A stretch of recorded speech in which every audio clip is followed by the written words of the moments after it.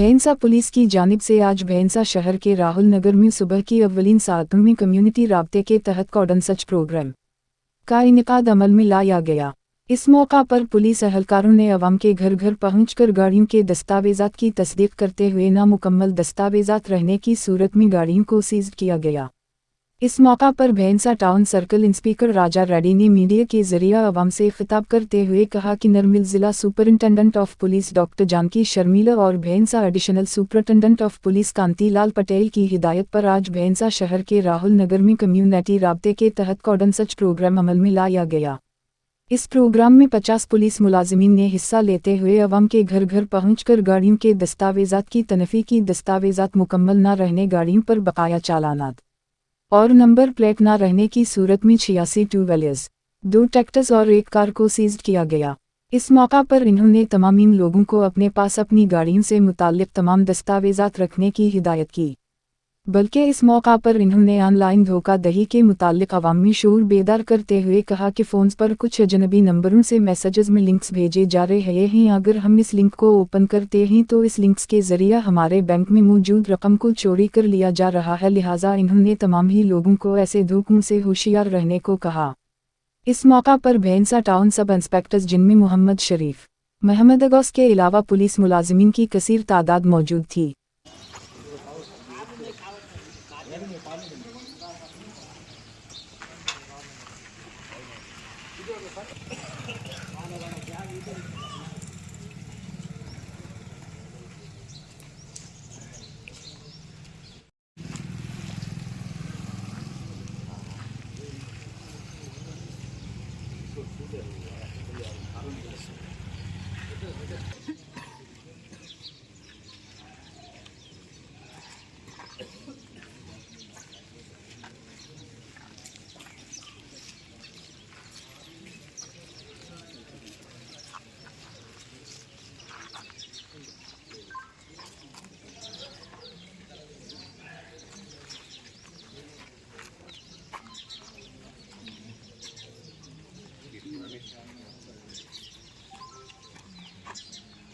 Morning అందరికీ ఈరోజు community కాంటాక్ట్లో ప్రోగ్రాంలో భాగంగా మన రాహుల్ నగర్లో ఈ ప్రోగ్రాం కండక్ట్ చేయడం జరిగింది.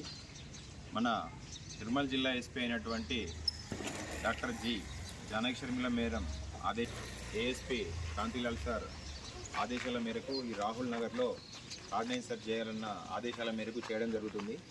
ముఖ్యంగా ఈ కార్డినెన్స్ సెర్చ్ చేసే ఉద్దేశం ఏంటంటే ఎవరైనా వేరే ప్రదేశాల నుంచి వచ్చి ఇక్కడ రెంట్ ఉంటూ అక్కడ ఏదో అఫెన్స్లు చేసి వచ్చి మళ్ళీ ఇక్కడ కూడా అఫెన్స్లు చేస్తారన్న ఉద్దేశంతో పోలీసులు ఇక్కడ ఎప్పుడొకసారి చెక్ చేస్తుంటే ఇక్కడ ఉన్న వాళ్ళు కూడా ఎవరైనా నేరస్తులు ఉంటే భయపడి వెళ్ళిపోనికి ఆస్కారం ఉంటుందని చెప్పేసి పబ్లిక్లో పోలీసు ఉన్నారనే భరోసా కల్పించడానికి ఈ కార్డినెన్స్ సెర్చ్ అనేది చేయడం జరుగుతుంది.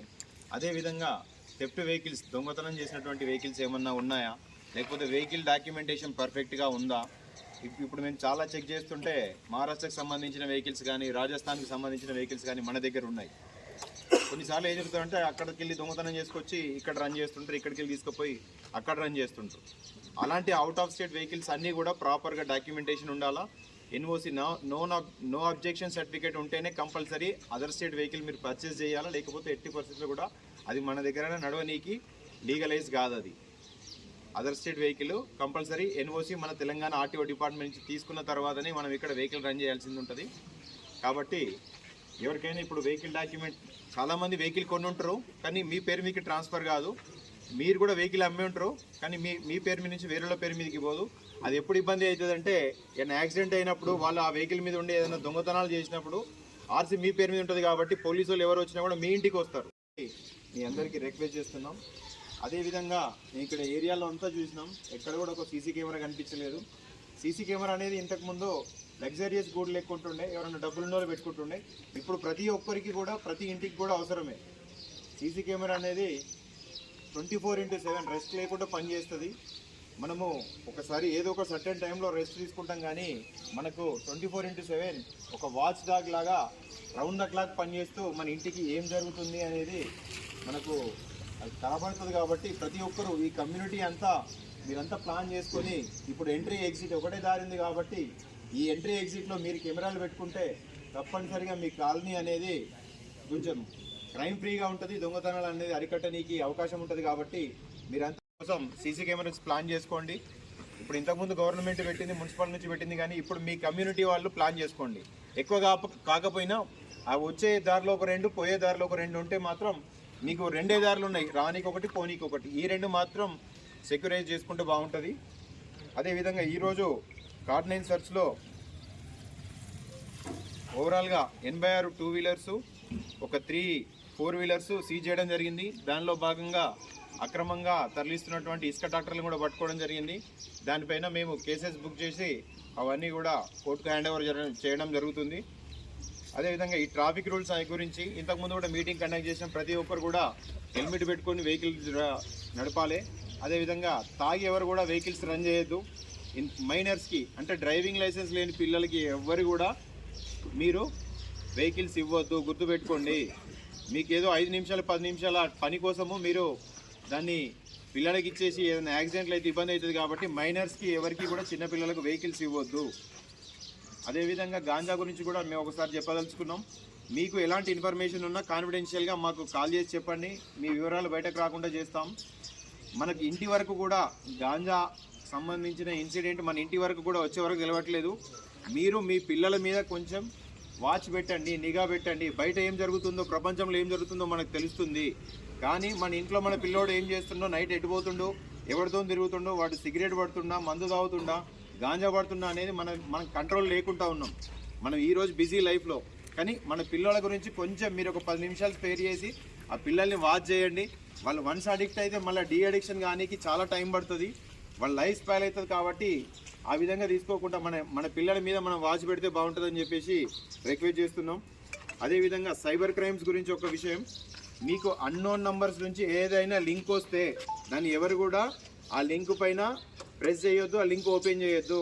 లింక్ ఓపెన్ చేస్తేనే మన బ్యాంక్లో ఉన్నట్టు ఆ బ్యాంక్ అకౌంట్లో ఉన్న అమౌంట్ కూడా వాళ్ళ డైరెక్ట్ అకౌంట్లో యాడ్ అయిపోతుంది. అదేవిధంగా మీరు గూగుల్లో మన కస్టమర్కి సంబంధించిన నంబర్స్, కస్టమర్ కేర్ నంబర్స్ అన్నీ కూడా గూగుల్లో సెర్చ్ చేస్తాం. ఎవ్వరు కూడా కస్టమర్ కేర్ నంబర్స్ గూగుల్లో సెర్చ్ చేయకండి. వాళ్ళు ఎవరైతే ఫ్రాడ్ స్టార్స్ ఉన్నారో వాళ్ళంతా కూడా గూగుల్ స్టార్లో ఫాల్స్ నంబర్స్ ఇంప్లికేట్ చేసి యాడ్ చేసి ఉన్నారు. అందుకే కన్సర్న్డ్ ఇప్పుడు శాంసంగ్ కస్టమర్ కేర్ నెంబర్ కావాలంటే www.samsung.in అని కొడితే ఆ కస్టమర్ కేర్కి సంబంధించిన నెంబర్ వస్తుంది. అంతేగాని గూగుల్లో కొట్టేసి శాంసంగ్ కస్టమర్ కేర్ నెంబర్ అంటే అది ఫాల్స్ నెంబర్ వస్తుంది, ఫ్యాబ్రికేటెడ్ నెంబర్ వస్తుంది. అదొక్కటి గుర్తుపెట్టుకోండి. లక్షల అమౌంట్ ట్రాన్స్ఫర్ అయిన తర్వాత మనకు రిటర్న్ రావాలంటే చాలా కష్టం. కాబట్టి ముందే ప్రికాషనరీ తీసుకుంటే బెటర్ అని చెప్పేసి మేము రిక్వెస్ట్ చేస్తున్నాం. ఈరోజు ఈ కార్డ్9 సర్చ్ ప్రోగ్రామ్కు దగ్గర మేము ఒక 50 మెంబర్స్ పోలీస్ పర్సన్స్ అందరూ కూడా అటెండ్ అయ్యి ఈ ఏరియా మొత్తం జల్లెడబట్టేసి కొన్ని డాక్యుమెంట్ లేని వెహికల్స్, కొన్ని చాలన్ పెండింగ్ ఉన్న వెహికల్స్, కొన్ని నెంబర్ ప్లేట్ సరిగా లేని వెహికల్స్ పట్టుకోవడం జరిగింది. అవన్నీ కూడా నెంబర్ ప్లేట్ సరిగా లేని దానికి చాలన్ ఇంపోజ్ చేస్తాం. చాలన్ పెండింగ్ ఉన్న వాటికి చాలన్ కట్టించేసి వెహికల్స్ రిలీజ్ చేయడం జరుగుతుంది. దీనికి సహకరించినటువంటి రాహుల్ నగర్ ప్రజలందరికీ ధన్యవాదాలు. అదేవిధంగా ప్రింట్ అండ్ మీడియా మిత్రులకు కూడా ప్రత్యేకంగా ధన్యవాదాలు. Thank you.